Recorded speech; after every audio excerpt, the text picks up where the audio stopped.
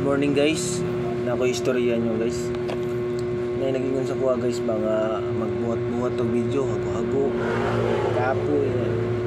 Wala man gyapon daw, kamay ra share, kamay ra comment, kamay ra og likes.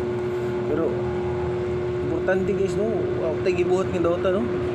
Ato lang kung silduhan ta ni Mita o dili sa Facebook. Wala at least nabuhat na to kung ang dapat buhaton. Isa magsigira tag-asa sa wa guys, nya wa tay gibuhat. Mas better na nagit tay buhaton. Kay sagdan na pud nato, makita ta sa uban. Dagko kay fildo ana. Siyempre makaingon pug ka ba na gusto ka maning kamot ana sundog ko ka sila. Pero pag ingani sakti lang guys, ngano ingani lang pangunahon guys no, dapat ilang gikuan ba nga maning kamot na lang tag ihay paningkamot.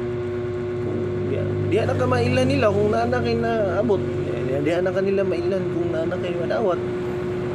Yani, kusog na sila mo istorya. Bisag opinion lang na siya guys, pero makabati gyapon kung sakit eh. So hindi lang, at least na maningkamot na guys. Always na mag-ampo nga maayo gyapon siya pag luyo sa mga pagpaningkamot nga kalisod ba.